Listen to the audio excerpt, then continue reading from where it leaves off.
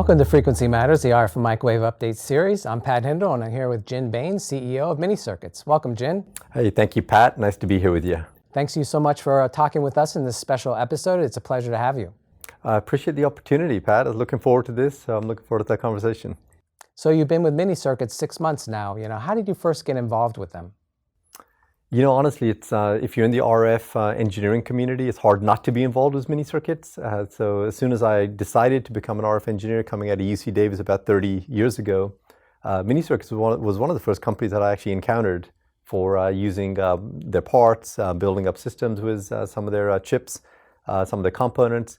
And I remember vividly having the Mini Circuits handbook at my side as I was designing power amplifiers in my first job, which was actually a company called Spectrian in the Bay Area. So I've known them all the way back to those days. And then through the course of it, I've gotten to know them better. When I was at National Instruments, I had a close partnership with Mini Circuits, and I would collaborate closely with Harvey, the founder, of course, of Mini Circuits, and also got to know Ted Heil through the course of that. And Ted became a close friend, and we worked together a fair bit. As we were building parts, we were building up systems and test products for National Instruments, and Mini Circuits was a key supplier all the way through that.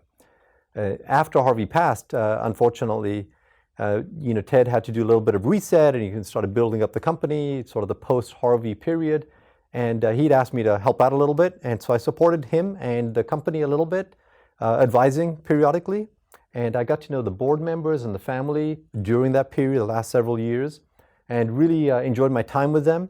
And when Ted decided to retire, they came to me and offered me the opportunity to consider becoming CEO of the company. We had all the discussion, the conversations around that, and then that ultimately culminated in me becoming the CEO of the company. Wow, I didn't even know it went back that far. It's a long time. And so as taking over as CEO, what were some of your first priorities? Kind of what's the first 12 months? Well, one of the things I've really loved about Mini Circuits is the culture and the core values of the company. When Harvey built it, he built it sort of a little bit in the image of Hewlett-Packard, which, I spent so many years at Hewlett-Packard, really enjoyed my time at Hewlett-Packard. And one of the core things about Hewlett-Packard was the value system. I saw a lot of that show up at Mini Circuits, and I knew that coming into this role. So one of my top priorities is first and foremost to make sure that we preserve that culture. And the culture includes a real focus on quality, a real focus on our customers. And so those are really critical elements for us. And so what I've tried to do is make sure that we look at that and we try to figure out how do we make sure that we reinforce our culture? How do we make sure that the culture is everywhere across the company? Now that I'm learning more about the company, it's, we're spread around. We've got global operations around the world, and all of them have a really good culture. And part of my goal has been to make sure that I'm reinforcing our core values. This focus on customers, a focus on uncompromising quality, even things like our no EOL policy, which we've kept that in place despite everything in the market, even with supply chain constrictions and stuff. So we've managed our way through that. I'm continuing managing that piece of it. And then beyond that, you take that, and I've got sort of a mental model that I've created within the company with the leadership team, which is, you have to imagine sort of a pyramid structure, and at the bottom is our core values and our guiding principles and the things I just talked about.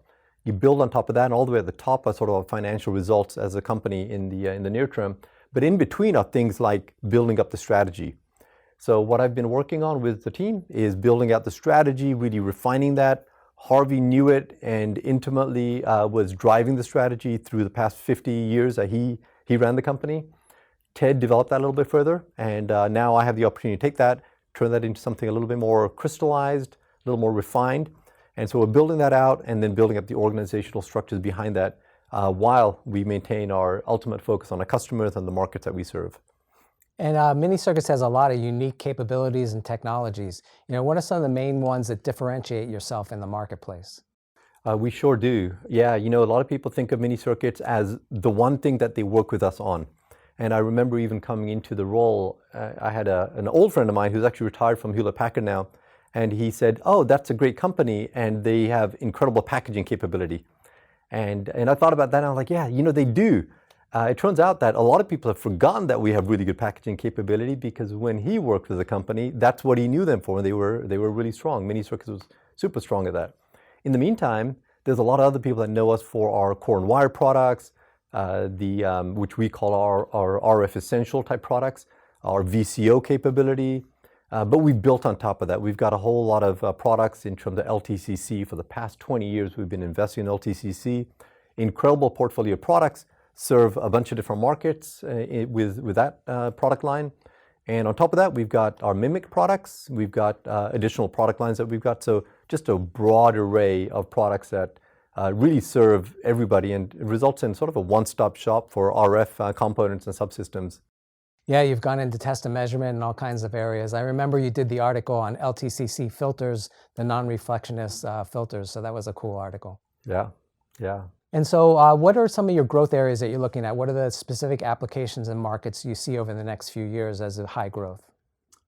Yeah, I think that we've got a lot of growth opportunity in many parts of our business, it turns out. I'm a huge fan of Jim Collins from the past, Built to Last. And I think about how you got to preserve your core. And it was a theme both at Hewlett Packard, but also at National Instruments while I was at those companies. And so we do have a lot of growth even within our core products, the RF Essentials products, which are transformers, core and wire type products, some of the non-LTCC type filters. So we do have growth in those areas. So we're going to maintain focus on those. In the meantime, we're building up our portfolio. We've got a more diversified portfolio of test accessories, test solutions, switches that go up to 67 gigahertz today, LTCC that goes up beyond 60 gigahertz also. So we're investing more in those areas also. And then we've got a nice array of power sensor products. That's something we're investing in, and we're building up our capability there. We have some waveguide components now. And in the past, we were more of a connectorized company, but it's good for everyone to know that we actually do focus on waveguide also. We've got waveguide amplifiers now running up to 110 gigahertz, for instance. So we're going to continue investing in that. And that serves the E-band markets, but also going into the future of 5G and into 6G, some of those sort of areas. And so those are really critical areas for us. Another one that I'd like to point out is our RF energy portfolio. And so we have been investing in that. It's because we have skills and knowledge in power amplifiers, something that I started, like I said, my career in doing power amplifier design. It turns out at Mini Circuits, we've got a lot of capability in terms of power amplifiers. And so what that turns into is RF energy type products, which can service a set of market for things like industrial heating, semiconductor, heating the plasma, very cool applications, kilowatts of power required. And on top of that, some medical solutions too can be served by those markets.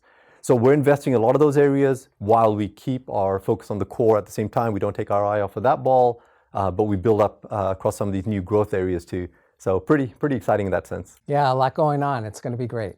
Well, thank you very much, Jin, for talking with me today and sharing your vision. It was great.